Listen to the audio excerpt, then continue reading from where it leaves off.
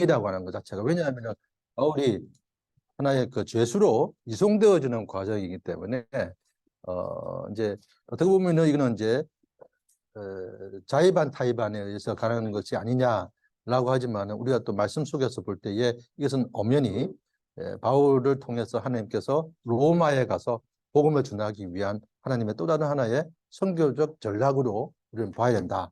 그렇게 해서 제4차 선교 여행이라고 해야 된다라고 이야기해요. 근데 제4차 선교 여행으로 끝난 게 아니죠. 또 스페인까지 가가지고 오늘 이전에 서바나라고 하죠. 서바나까지 가가지고 선교 5차까지는 이렇게 되어져야 된다라고 이제 이야기를 이렇게 합니다만, 그건 이제 성경에 나와 있지 않습니다만 디모데 후서 같은 데 보게 되어지면 그걸 대충 좀 추정을 할 수가 있는 것 같아요. 예.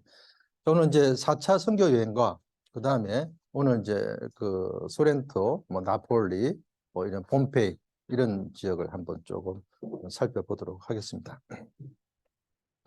자, 우선 여러분들이 이걸 보시면 지금 그리스, 터키, 이태리, 뭐 여러분 이태리하고 이탈리아 차이 아시죠?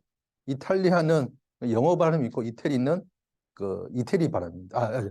거꾸로 이태리는 영어식 발음이고 이탈리아는 이제 이태리식 발음. 예. 우리 한국으로 마치 우리나라가 뭐죠? 우리나라하고 뭐 대한민국 이렇게 구분하듯이 예, 그런 차이니까. 예, 아무튼 그리스, 터키, 이태리 하게 되어지면 여러분들이 가는 여정이 이제 이스탄불 쪽으로 해서 여기 내려가지고 갈라디아 지역과 갑바도기아 지역을 거쳐가지고 이렇게 쭉 남쪽 해안 지역 쪽으로 가서 7교회식으로 들어가서 서버나 트로이 쪽에 해서 이제 여기가 그리스 쪽이죠. 그리스. 예, 마게도냐 지역입니다. 마게도냐. 네아폴리, 빌립보, 데살로니카 이런 쪽으로 해서 내려와서 메테오라, 델피, 그 다음에 아덴, 그 다음에 고린도. 그렇죠? 이게 저 구약에서 신약에서 얘기하면 아가야 지역이 아가야 지역. 여기가 소아시아 지역이라고 하죠. 소아시아 지역. 성경적 그 지명은 이거는 아시아 지역이고 위에가 이제 마게도냐 지역이라고 이야기를 합니다. 성경에 나와 있는 지명은. 그래서 고린도의 에베소란다. 저기 뭐죠? 고린도에서 배를 타고 이렇게 해서 쭉 가서 이태리 쪽으로 여러분들이 가는 여정입니다. 자, 그런데 여러분 오늘 공부해야 될 것이 이제 이겁니다. 이태리 도착해가 하는 거죠. 폼페이, 소렌토, 나폴리. 예. 자, 여기서 이제 4차 선교 여행인데, 하나 지도 더 있습니다. 예, 4차. 4차 경로는 이렇습니다. 아까 그 지도하고 똑같죠?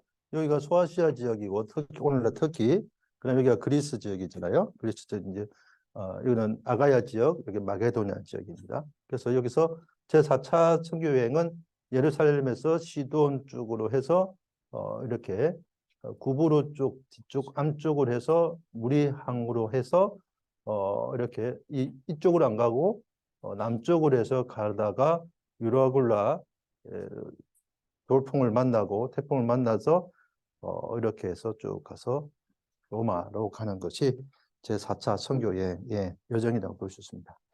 자, 우선 4차 선교여행과 관련해 가지고 연도를 조금 비교해 보면은 바울이 예루살렘에서 체포된 시기가 이제 57년 정도 봅니다. 여기서 한 학자들은 한 2년 정도의 이제 차이는 좀 두고 있습니다만 연도보다도 일단은 대충 이렇게 57년경에 예루살렘에서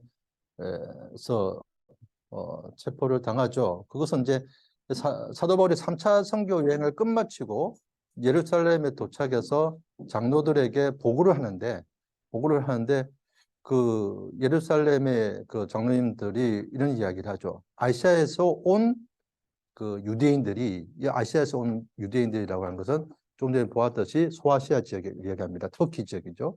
거기서 온 유대인들이 사도 바울이 지금 이제 모세와 율법에 관련해서 필요 없다. 쉽게 얘기하면은 그것에 대해서 반대 운동을 펼치고 있는 자이더라 라고 하는 소문이 소아시아 지역에 자자합니다. 이걸 어떻게 우리가 받아들여야 되겠습니까? 라고 문제 제기를 합니다. 그 이유가 뭐냐라고 이제 여러 가지 하는 가운데서 소위 이제 결례라고 하는 이제 그 전통 유대인들이 이제 지켜왔던 그 결례라고 하는 그 의식이 있는데 그 결례가 이전에 그 나시린들에 관련된 부분이거든요. 그 나시린들이 되어지기 위해서 그 당시 세 가지 정도의 조건이 좀 필요했었습니다. 뭐냐면 이제 머리를 깎지 말라고 하든지 아니면 뭐 독주를 마셔서는 안 된다든지 그 나시린 기간 동안 결례 기간에는 시체를 보아서는 안 된다라고 하는 부정탄다 이렇게 해가지고 그것을 사도 바울이 그러면 내가 율법과 모세에 지금 반대하는 자가 아니라고 하는 것을 내가 결례를 통해서 보여주겠습니다 했어요. 그리고 거기에 대한 비용이 많이 든답니다. 왜 비용이 드냐 하면은 결례 의식 속에서 제사 의식을 많이 들어져야 하기 때문에 제물들을 사야 되고 그런 것들. 그래서 성경에 보게 되어지면 그 비용을 지불해서 그 결례를 지키겠다라고 사도 바울이 이야기를 하죠. 그런 걸 볼 때에 바울이 뭐 유대인이면 유대인에게, 헬라인이면 헬라인에게, 아니면 이방인이면 이방인에게, 유대인이면 유대인에게 거기에 문화와 거기에 상황에 맞게끔 저들에게 덕 차원에서 어떤 신앙적 차원보다도 덕 차원에서 얼마든지 어떤 기독교적 그 삶을 뭐 이렇게 크게 문제되어지지 않는 부분에서 그 문화를 인정해주는 이제 선교적 부분에서 굉장히 중요한 부분이죠. 그 나라의 문화를 이제 이렇게 우선은 받아들이고 그것을 통해서 우선 관계를 형성한 이후에 기독교의 복음에 대한 것이 어떤 것인가에 대해서 설명이 들어가야 되지 이 관계가 뒤틀린 가운데서 아무리 좋은 복음이라 할지라도 이것을 받아들일 수 있는 마음이 준비가 안 되면 안 되잖아요. 그죠? 그런 차원에서 바울이 그것을 받게 되어집니다. 그것을 이행하게 되어지죠. 문제가 해결되어진 것처럼 보여주는데 또 조금 있다가 그 소아시아 지역에 있는 유대인들 다시금 어떤 이야기를 하냐면 이 사람은 계속해서 이제 이 헬라인과 해안가에서 걷는 모습을 보면서 그걸 덜미로 삼아가지고 성전에 이방인들이 아닌 유대인의 땅에 그 헬라인을 데리고 들어갔다고 하는 거예요. 거짓말한 거죠. 이 사람들이. 예. 해안가에 같이 걷는 것을 뭐 갑자기 성전에 그 당시에 유대인의 땅이 있고 헬라인의 땅이 있었습니다. 그건 이제 유대인과 이방인을 좀 구분하기 위한 그런 구분이 있었어요. 거기에 이 사도 바울이 그 헬라인을 데리고 유대인의 땅에 들어갔다는 거. 이것은 이제 성전의 거룩성의 문제거든요. 굉장히 거룩성에. 이 성전의 그 당시 유대인들의 그 전통과 또한 율법에 관련해서 성전의 거룩성은 거의 신성 모독죄에 해당할 아주 엄벌한 굉장히 중죄에 해당합니다. 이걸 문제 제기하면서 거짓으로 중상몰락을 한 거죠. 그렇게 하면서 사람들을 동원해 가지고 사도 바울을 죽이려고 이제 하는 그런 상황이 벌어졌습니다. 그런 이제 상황이 벌어지면서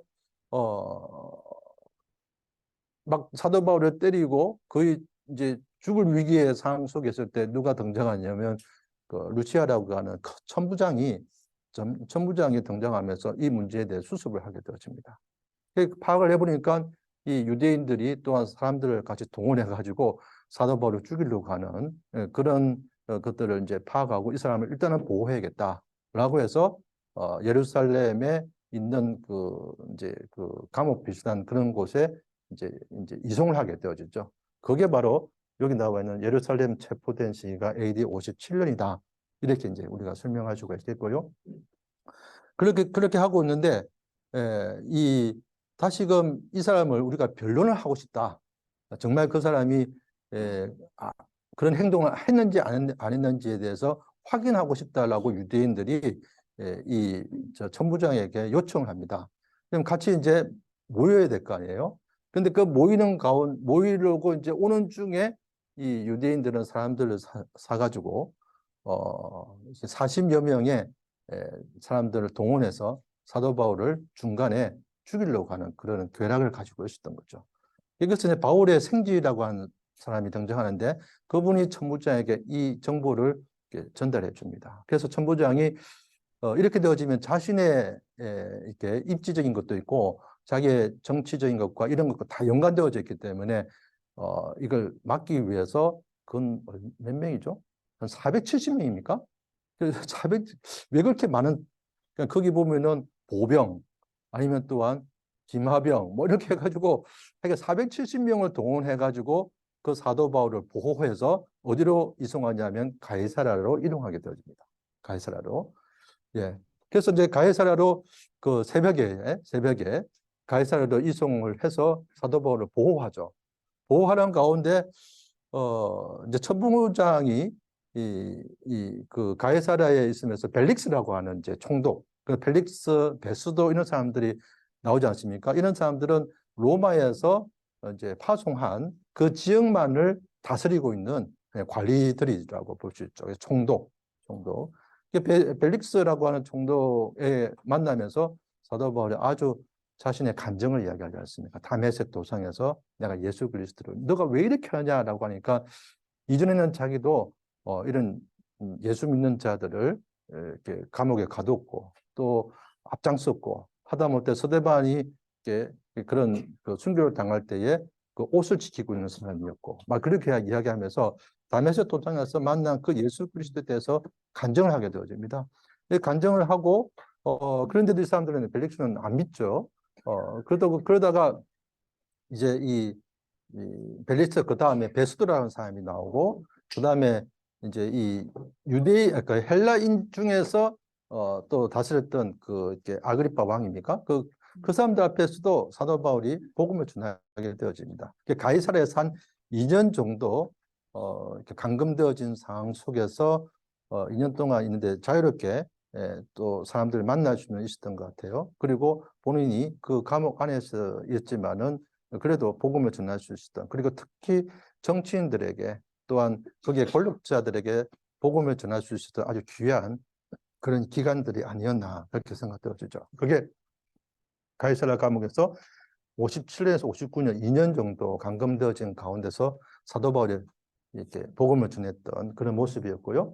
그러면서 이제 결국 본인이 시민권자, 자기가 로마 시민권자라고 하는 사실을 밝히면서 저들이 이 자신의 그 변론에 대해서 믿지를 않는 가운데 벨리스가 그런 이야기하죠. 에, 복음을 전하니까 사도 바울의 간증을 통해서 복음을 전하니까 베스도입니까? 베스도가 그랬죠. 너가 지금 미쳤다. 너가 지금 그 많은 학문들로 인해 가지고 너가 지금 미친 것 같다. 뭐 이렇게 이야기를 하죠. 그다음에 아글리포 왕은 복음을 전하니까 너가 지금 적은 말로 이 적은 말이라고 하는 건 굉장히 좀 이렇게 이성적으로나 아니면 이 신앙적 지식적으로 좀 결핍되어진 좀 부족한 그런 적은 말로 나를 지금 그리스도인이라고 지금 이렇게 전도하느냐. 아그리파 왕이 그런 이야기하죠. 그때 베드로는 이 바울은 그런 이야기합니다. 이게 정말 참말이다고. 예, 내가 미치지 않았다. 이건 정말 참말이다고 하는 자기의 진심 어린 그런 말을 전하는데도 불구하고 저들은 그걸 이제 믿지 않는 안타까움이 있죠. 그래서 본인은 더 이상 자신의 신병과 아니면 또한 이런 변론에 대해서 더 이상 할 수 없는 것을 느끼고 본인이 로마 시민권자라고 하는 사실을 밝히면서 그러면 이 소송을 내가 가이사에 가서 내가 이 법정으로 이 부분에 대해서 정리를 하겠다라고 해서 이제 출발되어지는 것이 제4차 선교 여행일의 계기가 되어지게 되는 거죠. 예, 제가 유인물에 조금 기억해놨을 거예요. 이 내용에 대해서. 그렇게 해서 이제 이 제4차 선교 여행을 가게 되어지고, 그 다음에 가서 한 2년 동안 가택 연금을 하게 되어집니다. 이제 여기서부터 여러분들이 아마 로마에 가게 되어지면 사도 바울의 감옥 세 군데를 보게 될 거예요. 그런데 한 군데는 이제, 그냥 새빵이에요, 새빵. 여기에 지금 가택 연금이라고 하는 이 지역이죠. 여기서 한 2년 정도를 이제 이렇게 가택 연금을 이렇게 당하면서 본인은 밖에 나갈 수는 없지만은 외부 사람들은 얼마든지 들어올 수 있는 거죠. 그런 가운데서 상당히 많은 복음을 전하고 거기서 적은 것이 소위 이제 옥중서신이다라고 이야기를 하는 거예요. 뭐 에베소서, 빌립보서, 그다음에 골로새서, 빌레몬서 이 네 가지 서신을 이 가택 연금하는 기간 중에 적게 되어집니다. 그러고 난 다음에 이제 2년 후에 풀려나게 되어집니다. 아무런 그 혐의가 발견되어지지 않았기 때문에 이제 풀려지면서 다시금 이 사도 바울은 이제 서바나, 즉 스페인을 통해서 유럽으로 한번 가서 그 다음에 빌립보 에베소 지역을 거치면서 제5차 선교 여행을 한번 64에서 65년 했을 것이라고 디모데후서를 되어지면은 자신의 어떤 그런 상황을 쭉 이야기합니다. 그러다가 드로아에서 여러분 아마 드로아 가게 될 것 같은데 드로아에서 이제 이 사도 바울이 잡히게 되어집니다. 그 상황은 뭐냐면 네로 황제가 로마 불탄다라고 하는 그 불을 낸 이제 이 범죄 부류가 바로 그리스도인이라고 이제 자기가 불을 질렀는데도 불구하고 이거 이제 원체 불이 크다 보니까 엄청난 이제 로마의 화재 사건은 대단한 큰 사건이지 않습니까? 이걸 자기가 이 책임을 이제 안 지기 위해서 이걸 그리스도인에게 돌립니다.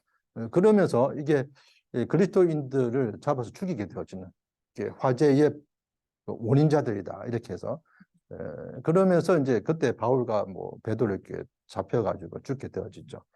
그게 이제 로마 감옥에 다시금 갇히게 되어집니다. 이게 마버틴 감옥인데 이 마버틴 감옥에서 이때는 같은 연금하고는 완전히 차원이 다른 좀 더 제가 보여드리겠는데 그야말로 이제 열악한 그냥 감옥 상태예요.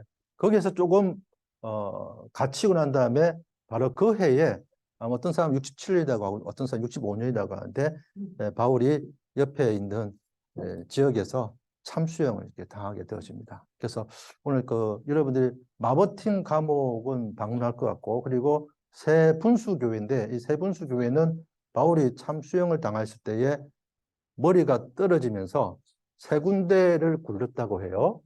그 세 군데가 굴러진 곳에 분수가 물줄기가 터져 나왔다고 합니다.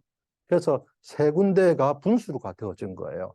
그걸 사도 바울의 그 참수형 기념이면서 동시에 이름을 새 분수교회다 이렇게 해가지고 여기는 여러분들이 아마 가게 될 것 같고 그리고 이제 루터와 바울이 이제 의미를 담겨가지고 그 옆에다가 하늘로 올라가는 돌계단이 있는 거예요. 그것까지는 여러분들이 아마 세분수 교회까지는 가시면 그걸 다 보게 될 것 같습니다. 자, 바울의 4차 전도 여행. 여러분, 바울의 4차 전도 여행의 정황을 이제 아시겠죠? 왜 이렇게 가시게 됐는지에 대한 부분들을 이제 하나씩 보십시다.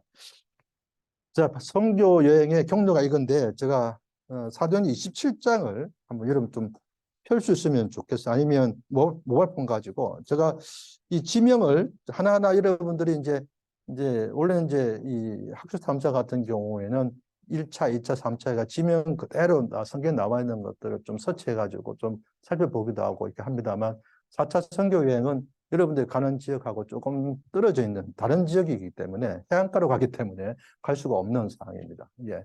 한번은 이제 그런 이제 기회도 한번 잡아주시면 좋겠어요. 이 그리스 지역 주변에 섬들이 많잖아요. 그죠? 섬들이. 굉장히 섬들이 많아요. 이거는 그리스 지역입니다. 구부로는 터키 지역이고, 예, 그렇습니다. 이거는 이제 그리스 영역입니다. 여기에 섬들이 많은데 섬들마다 뭐가 있냐면 아주 아름다운 수도원들이 설립되어졌습니다. 수도원들이. 수도원들인데 어떤 수도원은 남자들은 들어가서는 안 되는 수도원이 있고 어떤 지역은 여자들이 들어가서는 안 되는 수도원도 있고 그런데 그런 크루즈로 해가지고 한번 쭉 다녀보시면 정말 아름다운 것을 참 많이 볼 수가 있을 것 같은데 다음에 보세요. 자, 이제 성경책 보십시다. 27장, 우리 28장을 같이 읽으면서 이제 하나하나 볼 것 같거든요. 제가 27장 1절 보십시오. 우리가 배를 타고 이탈리아라는 것은 이태리 이정이죠. 예, 가기로 작정되매 바울과 다른 죄수 몇 사람을 아고스토대의 백부장 율리오라고 하는 사람에게 맡기니 율리오 이제 이 사람이 백부장이고 이제 전체의 배를 관장하는 사람이죠. 그다음에 이제 2절 아시아 해변 각처로 가려는 아드라 무테노 이 배의 이름입니다. 배 이름. 예, 아드라 무테노 배에 우리가 올라서 항해할새 마게도니아의 데살로니가 사람 아리스다고라고 하는 그 사람도 함께 한다고 하는 거죠. 이튿날 시돈에 되니 자 보십시오. 이제 하나 봅니다. 자 여기서 가이사랴에서 출발합니다. 그죠? 그래서 저 밑에 지역이에요. 예. 이제 출발합니다. 그 다음에 가이사랴 지역에 제가 좀 전에 설명했죠. 백부장 고넬료와 집사 빌립이 거주했던 지역이고 바울이 예루살렘 소유 중에서 이곳에 2년 동안 묵음되어진 상태고 특히 벨릭스 베스도 아그리파 왕을 만나서 복음을 전했던 지역이라고 볼 수가 있습니다. 사실 이제 가이사라고 하는 것은 가이사라라고 해서 그 헤롯 대왕이 그 로마 황제 가이사가 가이사라거든요. 그 황제를 좀 더 칭송한다라고 하는 의미로서 항구 도시를 굉장히 아름답게 다시 재건축을 했습니다. 여러분 아마 구약 시대 작년에 이제 구약 학습하러 가신 분들 가이사랴 가셨을 건데 지금 많이 무너졌습니다만 해안가에 그 정도의 엄청난 뭡니까 이 리버사이드에서 아름다운 그런 이제 이게 뭐죠 이 항구를 이렇게 지었다고 하는 것이죠. 그래서 이렇게 큰 항구 도시를 건설할 이유는 자신이 이스라엘 위대한 통치자임을 대외로 과시하기 위함이었다. 가이사랴 지역에서 출발합니다. 이제 시돈 지역에 조금 위에 올라가면 시돈하게 되어지면은 여러분 구약에서 많이 나오는 이름이죠. 시돈과 두로, 그죠? 많이 들어보셨죠? 시돈과 두로라고 하는 것은 이제 페니키아의 쌍둥이 항구라고 볼 정도로 항상 같이 붙어서 나옵니다. 그 정도로 굉장히 이제 항구 시돈과 두로가 같이 근접해지면서 같이 발전되어진 도시라고 볼 수 있는 거죠. 예수님께서 사역하실 때 두로와 시돈 딱 한 번 방문했다라고 하는 기록이 있습니다. 거기서 이제 귀신이 들리는 자를 고쳐주는 그런 사역이 있고요. 바울은 이제 가이사랴를 출발해서 로마로 호송돼 가던 중에 잠시 이곳에서 머무는 동안에 백부장 율리오의 좀 전에 성경책에 나와 있는 것처럼 그죠? 율리오 사람을 만나서 그 사람과 함께 이제 가게 되어지는데 이 사람이 시돈에서 3절 보니까 시돈에 대해 율리오가 바울을 친절히 대하여 친구들에게 가서 대접받기를 허락하더라. 이건 뭐냐 하면 그 당시 그리스도인들이 있었다는 거죠. 시돈에. 그래서 사도 바울이 온다는 소식을 듣고 거기에서 사도 바울을 같이 영접을 하기를 원했던 거죠. 그걸 율리오가 허락을 했다라고 하는 그런 내용이라고 볼 수가 있겠습니다. 예. 왜 예수님께서 그 당시 고대 공생의 기간 동안에 그곳에 가서도 사역했기 때문에 그런 것들을 볼 수가 있겠죠. 그다음에 구브로 지역입니다. 구브로 지역은 여러분 뭐 이제 거치는 가지는 않습니다. 그 중간 사이로 가게 되어지거든요. 구브로 지역은 오늘 이제 키프리스라고 하는데 바울이 바나바와 함께 첫 번째 전도 여행했던 1차 전도 여행을 배우셨죠? 그죠? 그 구브로 지역에 바나바와 함께 가자. 이게 사실 바나바의 고향입니다. 그리고 나사로가 또한 뭐 바나바에 대한 건 여러분 다 아시리라 생각하고 넘어가고 나사로가 예수님이 이제 살려줬잖아요. 살려주고 난 다음에 다시 어디로 오냐면 이 구브로 지역에 와가지고 복음을 전했다라고 하는 그런 이제 전성이 있습니다. 그래서 나사로의 무덤이 거기에 있다라고 이렇게 보고 있어요. 예. 자, 그러면 이제 길리기아 지역은 바로 그게 이제 내륙 쪽이죠. 터키 지역의 그 밑에 지역이죠. 길리기아 지역에 길리기아 수도는 다소입니다. 왜 이렇게 이제 바울과 연관해서 그죠? 바울이 다소 사람이잖아요, 그죠? 그 다소의 그 바울의 고향 그 다소 지역에 그리고 길리기아에 있는 이방인에도 복음이 전파되어졌습니다. 1차 선교 여행할 때에 그리고 길리기아 유대인들이 스데반을 들어서 변론했던 지역이고 로마로 호송되던 바울을 태운 배가 길리기아와 밤빌리아 바다를 건너갔더라. 잠깐 성경책을 보십시다. 왜 이 길리기아와 밤빌리아 쪽으로 갔느냐? 그 이유가 사전에 나와 있어요. 또 거기서 우리가 떠나가다가 맞바람을 피하여 구브로 해안을 의지하여 항해하여 그죠? 길리기아와 밤빌리아 바다를 건너서 루기아 무라시에 이르렀다. 왜 일로 쪽으로 갔냐면은 바로 위쪽으로 안 가고 밑에 쪽으로 갈 수가 있었는데 왜 그쪽으로 갔느냐는 것은 그렇죠. 예. 보면 우리가 대충 해서 여기서 일로 가면 되잖아요. 이렇게 가면 되는데 이렇게 안 갔다는 거죠. 이제 이 맞바람 때문에 이렇게 갔다는 거죠. 이렇게. 예, 위쪽으로 해서. 그죠? 예. 그런 것들이 아주 제가 지금 보여드리는 것은 성경이 아주 디테일하게 사실 그대로 지금 기록하고 있다라고 하는 것을 이야기하는 겁니다. 예. 여기 했습니까? 밤빌리아 지역도 루기아와 길리기아 사이에 있는 거고 로마로 호송되어 갈 때 밤빌리아 해안으로 지나갔다. 그리고 길리기아와 밤빌리아 지역 앞바다를 지나서 무라항에 도착했다라고 하는 그리고 배가 지중해 연안과 구브로 섬 사이 해안을 따라 항해한 것은 심한 폭풍과 풍랑으로부터 보호하기 위함이었다. 이 이유 때문에 그쪽으로 항로를 정했다라고 하는 것이죠. 이게 무라항입니다. 무라항. 무라에 대해서 가장 훌륭하고 찬란한 도시다라고 할 정도로 이렇게 아름다운 도시라고 이야기를 합니다. 그리고 바울이 로마로 가는 길에 들렸다라고 하고요. 여기서 이제 구라항에서 눈여겨보는 것이 그동안 지금 여기에 아드라 무테노라고 하는 배를 타고 갔지 않습니까? 이제 여기서 배를 갈아탑니다. 이 배는 이제 이탈리아로 가는 그 배를 타죠. 그게 알렉산드리아 대형 곡물 화물선으로 갈아타게 되어집니다. 이때에 바울과 서는 모두가 276명이 탔다라고 하는 기록이 여기에 있습니다. 6절 보십시오. 27장 6절. 거기서 백부장이 이달리아로 가려 하는 알렉산드리아 배를 만나서 우리를 오르게 하니 배가 더디가 여러 날 만에 간신히 나도 보십시오. 276명이라는 숫자가 뒤에 나오네요. 예, 예, 나중에 좀 나오게. 나중에 보면은 276명이라고 하는 숫자가 나옵니다. 예, 일단 배가 더디가 여러 날 만에 간신히 니도 맞은편 이르러 풍세가 더 허락하지 아니하므로 살몬의 앞을 지나 그레데 해안을 바람막이로 항해하여 간신히 그 이완을 지나 미항이라고 하는 곳에 이르니 라시아시에서 가깝더라. 이 7, 8절에 관련된 부분도 니도왕 일로 들어가는 거죠. 니도왕은 이제 유명한 뭐 연회장과 황금으로 꾸민 가옥과 굉장한 뭐 부도가 있다라고 이야기합니다. 예, 이쪽으로 지나갔다는 거고, 그레데는 이제 굉장히 우리가 디도, 그죠? 디도가 여기서 사역했던 곳이죠. 그레데. 예, 그리스의 가장 큰 섬입니다. 그레데가. 사도 바울이 로마로 압송을 잠시 들리던 곳이고, 디도의 유골이 그레데 섬 디도 교회에 있는 것이다. 그래서 디도스는 그레데 섬에 있는 디도 교회에서 사역했던 디도에게 쓴 거죠. 그렇죠? 목회 서신 중에 하나지 않습니까? 디도스를 썼다는 것이죠. 예, 그러면서 디도를 그레데에 보내면서 권했던 내용이 요약하면은 이렇습니다. 부족한 것을 채워라. 교회를 바로 세워라. 교회의 리더를 세워라. 선한 사람을 세워라. 선한 일을 하는 내 백성이 되라. 디도스의 내용을 요약하면은 이런 이제 바울이 쭉 선교 여행을 하는 중에서 디도에게 고면하고 있는 그런 내용이라고 볼 수가 있습니다. 자, 그럼 살모네 쪽으로 온 것도 바로 이쪽으로 가지 않고 똑같습니다. 그죠? 이쪽으로 가지 않고 이쪽으로 갔다는 거죠. 이쪽 북쪽으로 가게 되어지면 아무래도 풍랑이 있고 그 당시에 속죄일을 지나게 되어집니다.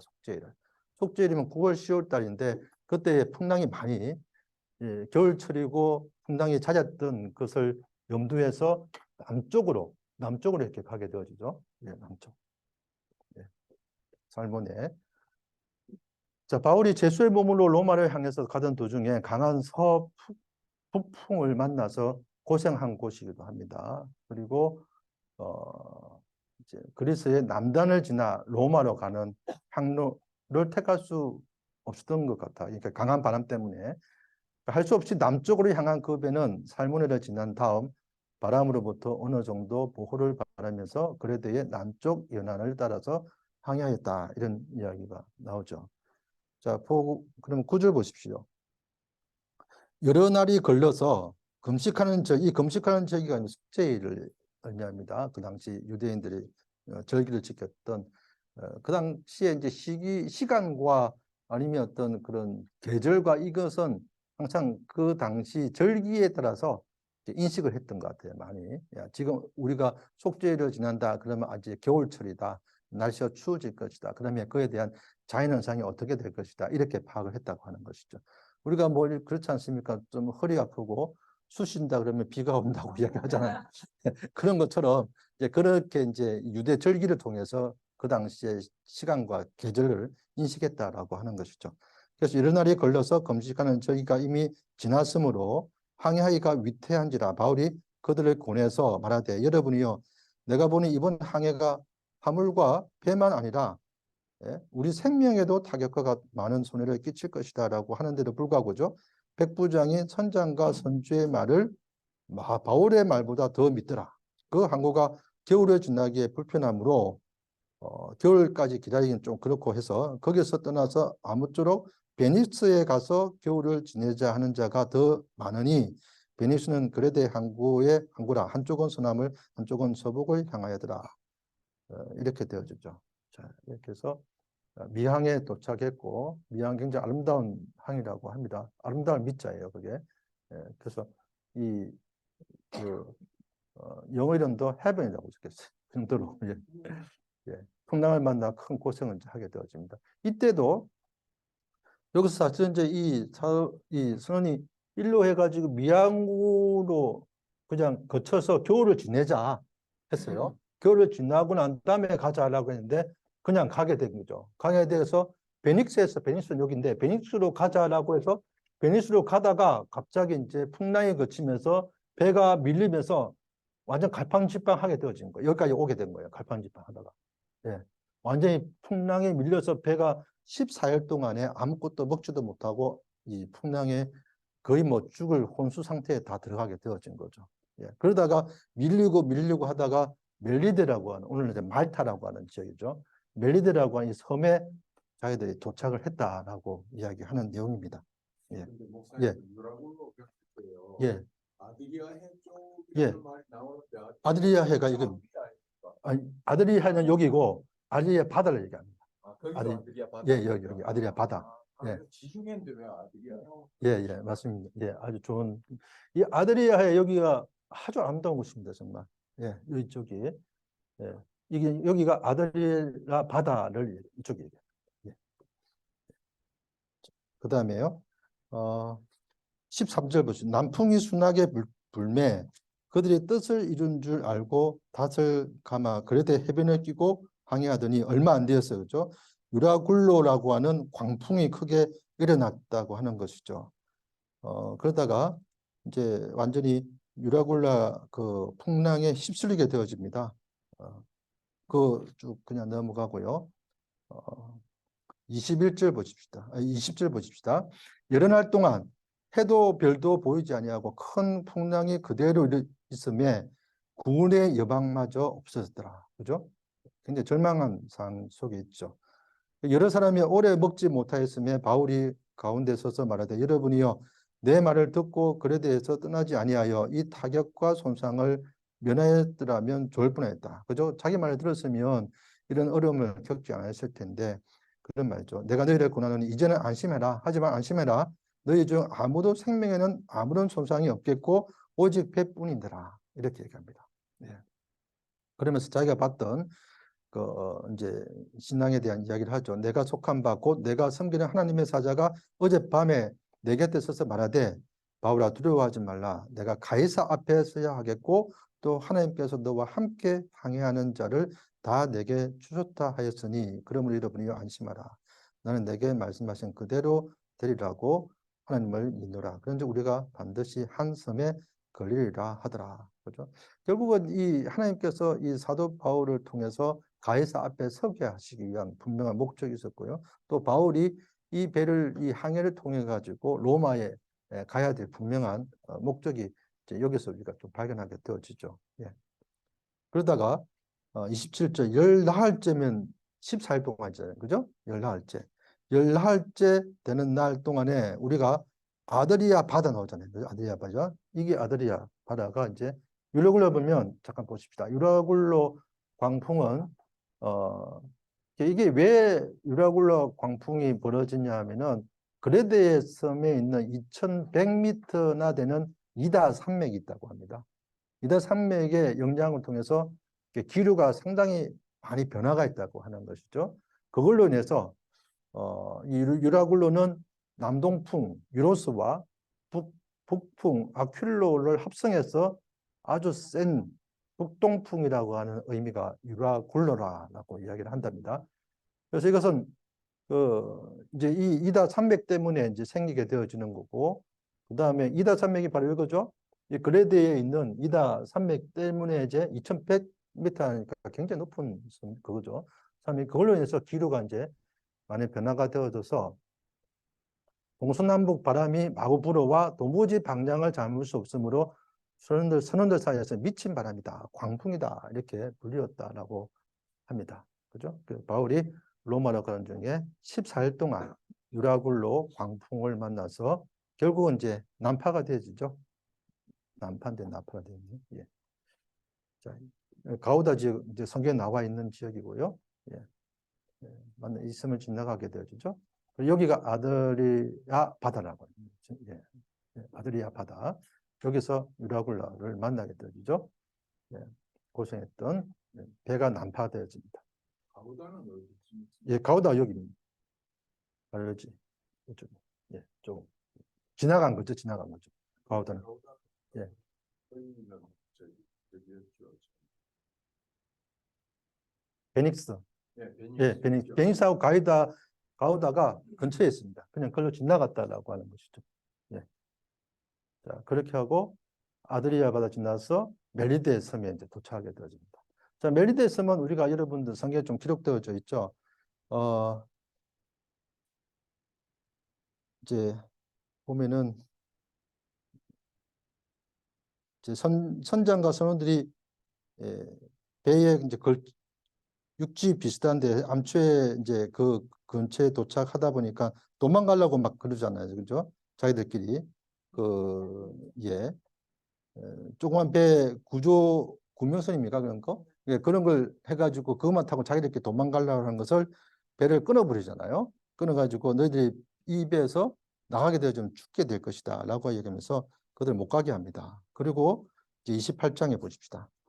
우리가 구주된 후에 그 섬은 멜리데라고 하더라. 그죠? 비가 오고 날이 참에 원주민들이 우리들에게 특별한 동정을 하여서 불을 피워서 우리들을 영접하는데 여기서 이상한 사건이 벌어지죠.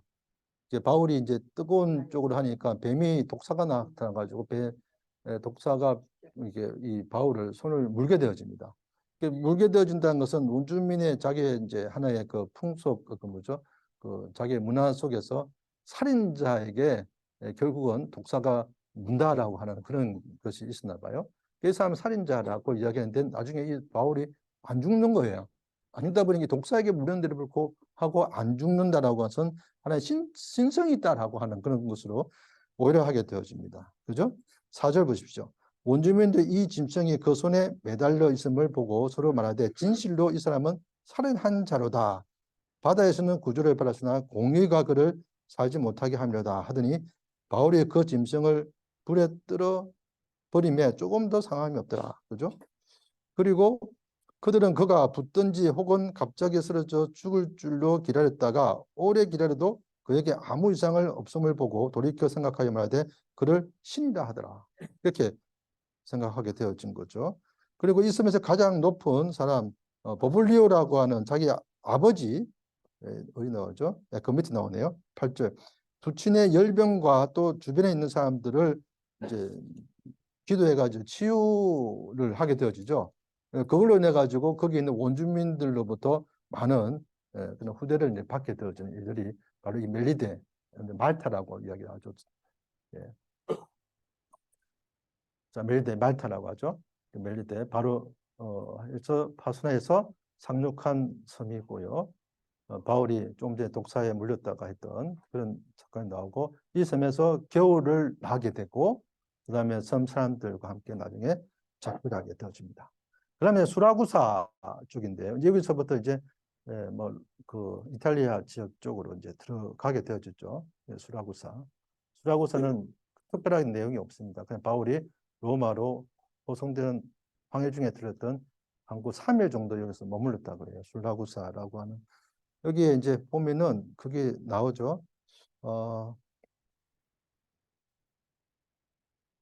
11절 보십시오. 석 달 후에 3일, 석달 3개월 동안 멜리데에서 지냈다는 거죠. 그런 다음에 그 섬에서 겨울을 난 알렉산드리아 배를 타고 여기서 뭐예요? 이 알렉산드 또 다른 배입니다. 예, 처음에 탔던 배는 난파가 되었어요. 그럼 다른 이제 알렉산드리아 배를 타고 떠나니 그 배의 머리 장식은 디오스구라라. 그다음에 수라구사에 대고 사흘을 있다가 그죠? 3일 동안에 수라구사에서 지냈다는 것이죠. 거기서 둘러가서 레기온에 이르러 레기온 나옵니다. 레기온 그죠? 레기온 그리고 레기온이라고 하는 지역은 부수다, 파괴하다 그런 뜻이 있는데 뭐 피타고라스 철학의 중심지라고 이야기해요. 사도 바울이 탄 배가 하루 정도 여기서 쉬었다라고 하는 내용이 여기에 나오게 되어집니다. 13절 보니까 레기온에 이르러 하루를 지낸 후에 남풍이 있으므로 순남풍이죠. 이튿날 보디올로 갑니다. 보디올, 그죠? 보디올. 보디올로 가서 이런 샘물 온천이다라고 하는 뜻인데 아직까지도 유황가스 냄새들이 많이 난다고 이야기해요. 그리고 이 도시에서 이제 보면은 여기에 이미 기독교인들이 있다라고 하는데 좀 이따 저 이에 대해 설명 좀 드릴게요. 지금 보디올 일주일 정도 이렇게 지나게 되어집니다. 일주일.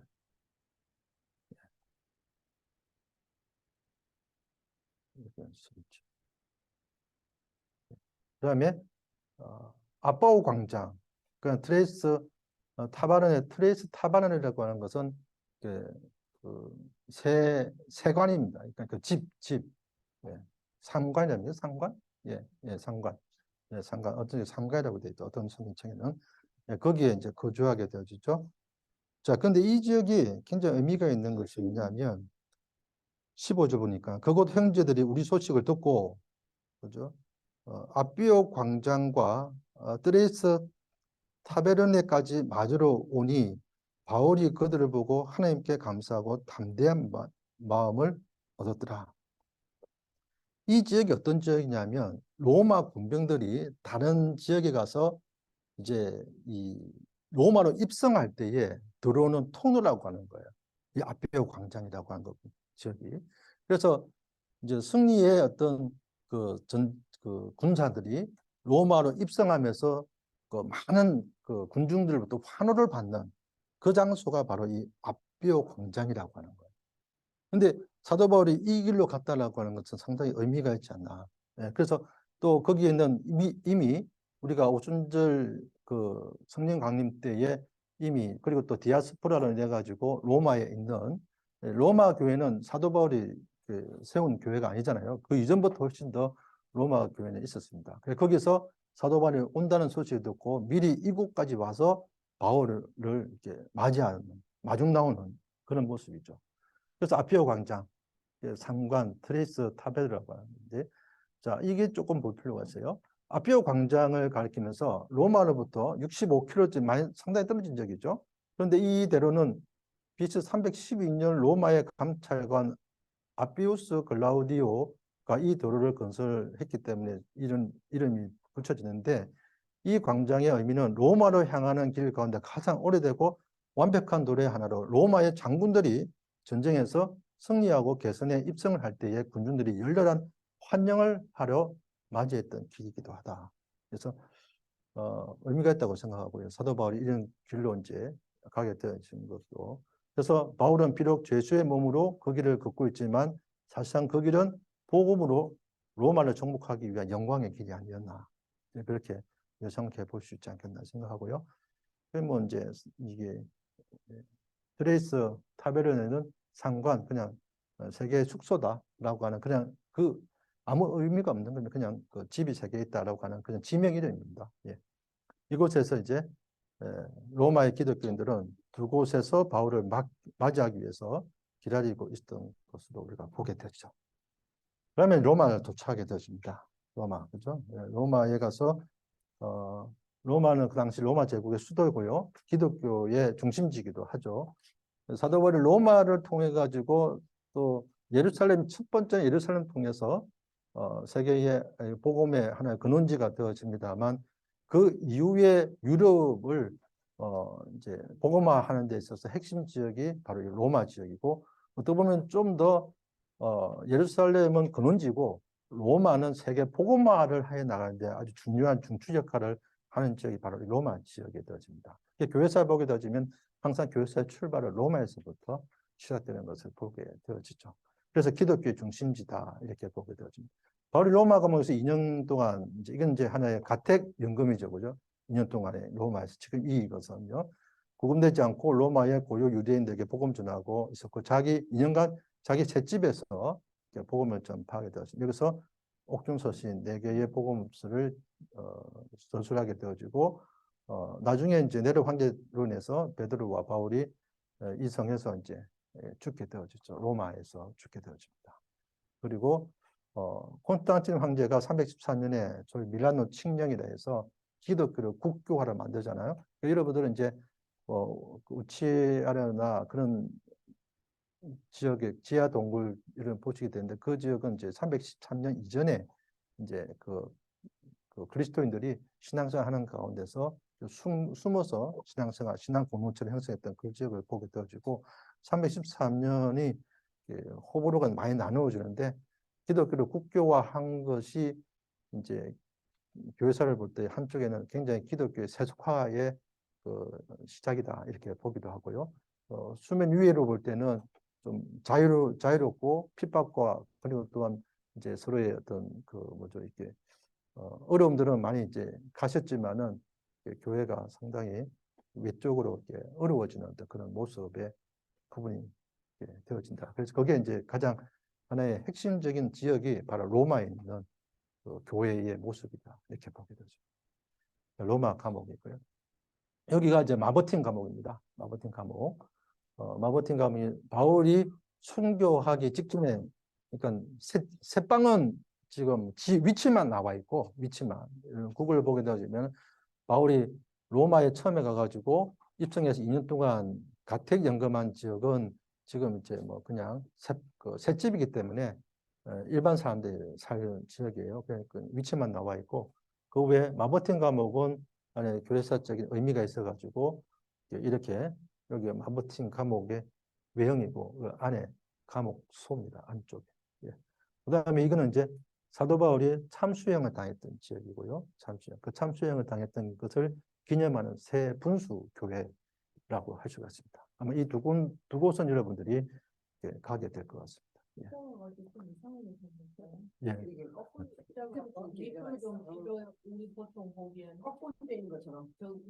아, 동방정교회 양식을 띄었기 때문에. 예, 예. 이거죠. 이거 얘기하는 거죠? 네네. 예, 예, 예. 예. 예.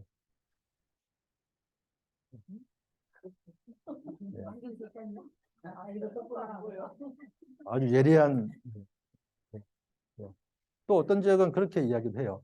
그 베드로가 십자가 거꾸로 돌아 죽었잖아요. 이제 그런 의미도 당시에 이제 십자가를 거꾸로 해가지고 하는 그런 신앙가들도 있었다는 이야기예요. 예. 그래서 사도 바울의 선교 목적은 바울의 선교를 통한 영혼 구원에 있었다.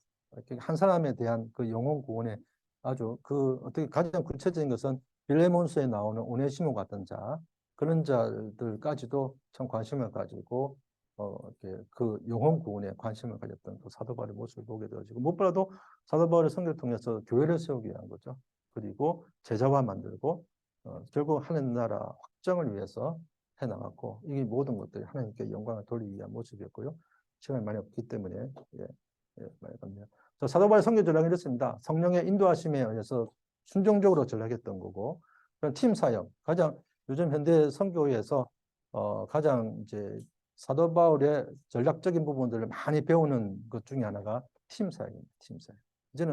이전에는 그냥 혼자서 가서 뭐 어떻게 했습니다만 그렇게 해서는 안 된다. 훨씬 더 사도 바울의 그 선교 전략적 측면에서 팀 사역이 얼마나 중요한가. 보면은 오네시모와 뭐 그런 또 여기 보면 디모데와 바나바와 늘 일행들 있지 않습니까? 그죠? 그 일행들과 함께 교회를 세워나가고 건강하게 해나가는 팀 사역. 그 다음에 사도 바울은 또 하나의 중요한 게 대도시 중심이었습니다. 대도시 중심의 교회를 세우면 그 교회의 현지인을 통해 가지고 각 조그만 소도시에까지도 이제 복음이 전가되어지도록. 그래서 사도 바울은 자기가 가는 곳곳마다 대도시 중심에서 대도시에서 교회를 세우고 그 교회를 통해서 작은 지역까지도 전파되어지도록. 그 회당 중심이라고 하는 것은 그 당시 구약의 율법과 또 모세에 대한 구약 신앙에 대한 그들의 유대인들의 그 전통적인 부분들을 어느 정도는 이제 인정했다기보다 그것을 충분히 긍정적으로 수용했다는 것이죠. 구약의 신앙을 완전히 저버리지 않았다라고 하는 것들을 보여주기 위한. 그래서 군대 가는 곳곳마다 어떤 회당에 있는 곳에서 또한 사도 바울이 사역했던 그런 모습들을 통해서 우리가 알 수 있겠고요.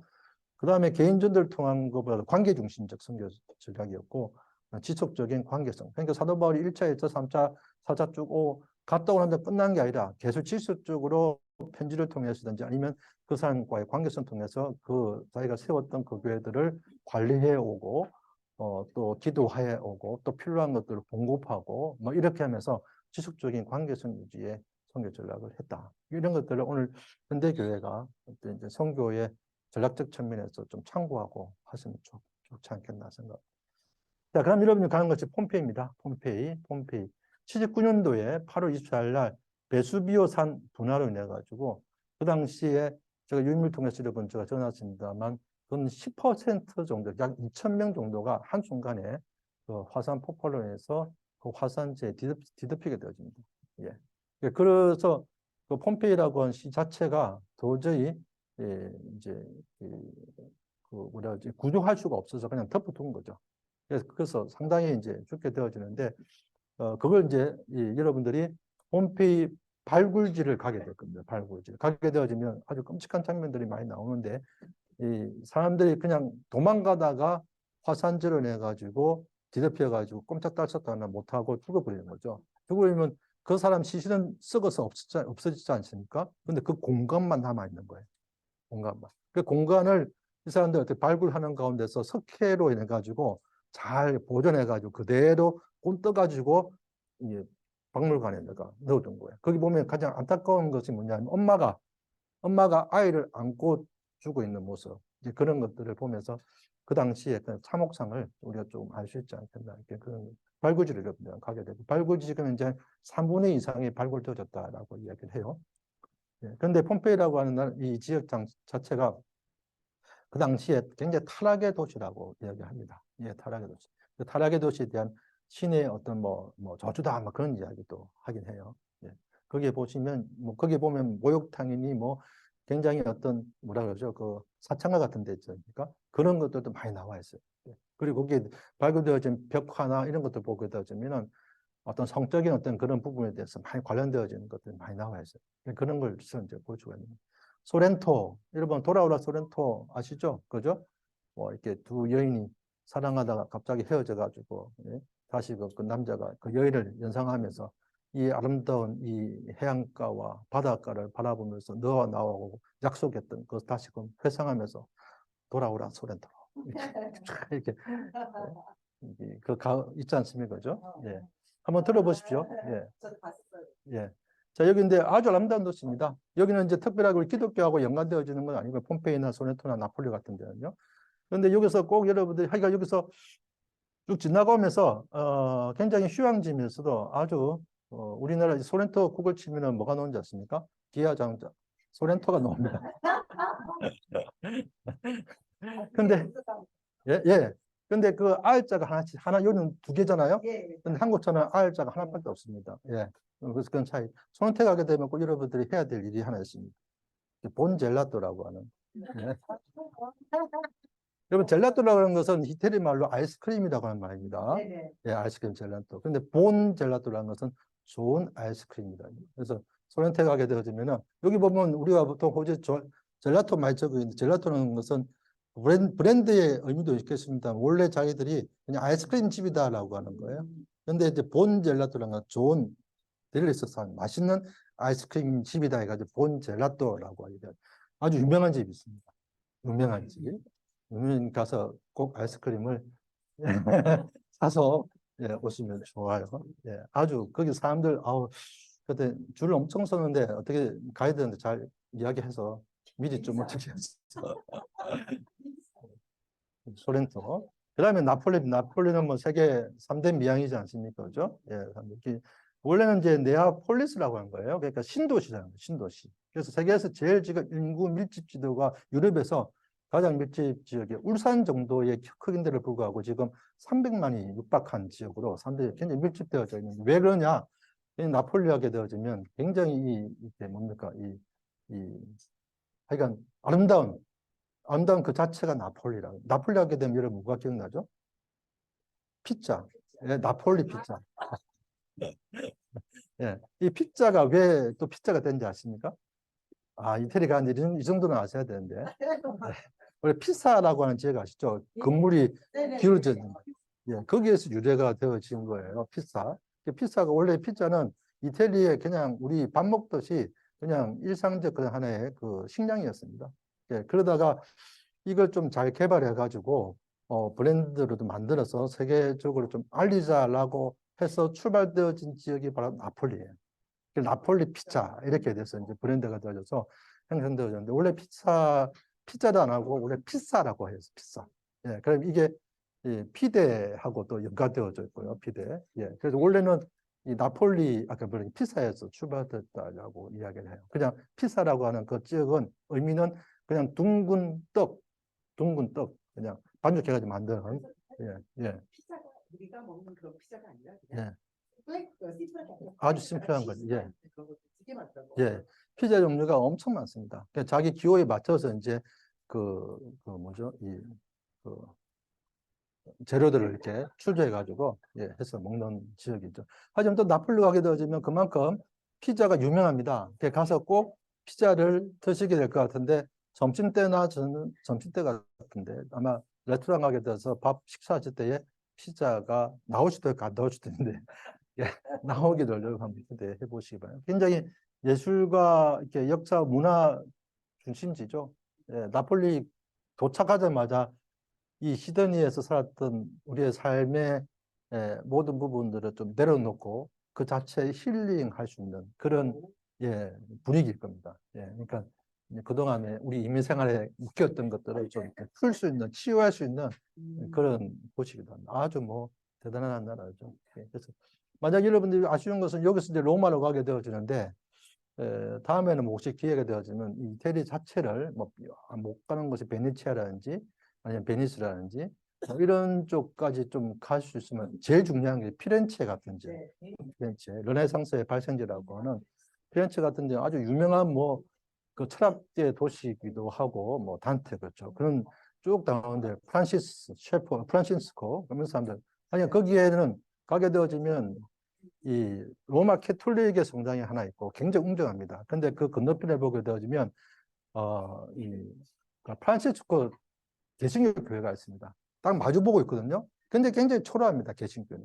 예. 그런데 그 당시 개신교의 프란시스코의 그 교회가 엄청난 영향력을 끼쳐서 사회를 변화시켰다라고 하는 것이죠. 그런데 외적인 모습이 아니라 내적인 모습이 얼마나 중요한가에 대해 상징적으로 보여주고 있는.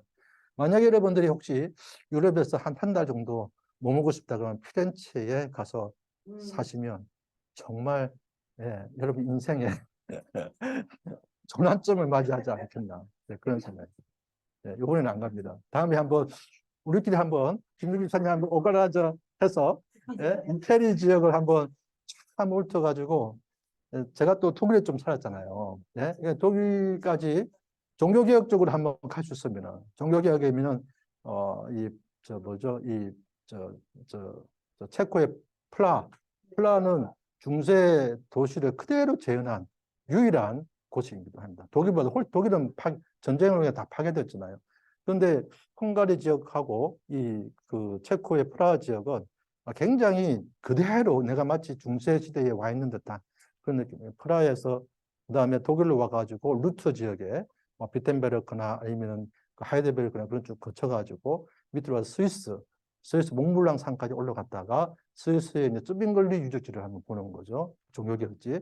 그 다음에 제네바를 거쳐가지고 프랑스 저 캘빈에 살았던 제네바 도시 돌고 그 다음에 이태리까지 좀 돌고 그 다음에 이제 프랑스로 가는 거예요. 프랑스 캘빈의 유적지를 쭉 보고 아니요 한 2주 정도면 돼요.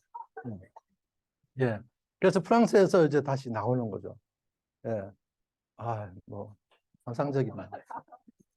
이미 그러면 이 선교부에서 종교 개혁에 대한 선교의 일종을 가지고 이야기하시면 제가 한번 가이드 하겠습니다. 네. 네. 제가 가이드 하면 재밌을 거예요. 네. 네. 네. 네. 재밌을 겁니다. 네. 예. 예. 알겠습니다.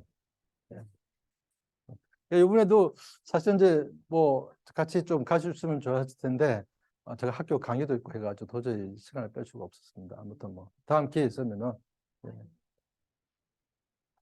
자, 나폴리 이제 그래서 끝나죠? 이제 다 했습니다. 땀분하게 맡으시고 같이 예, 알겠습니다. 그렇게 해서 우리가 사전 27장, 28장까지 쭉 보여졌죠. 그러면서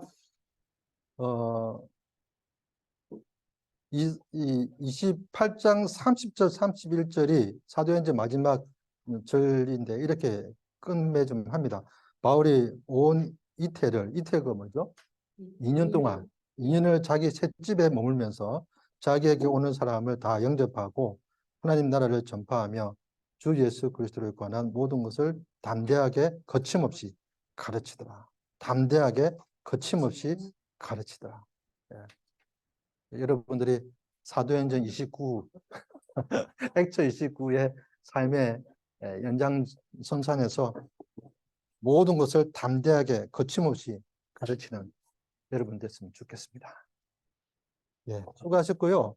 제가 잠깐만 가셔야 되죠. 예, 이것만 좀 확인해 보고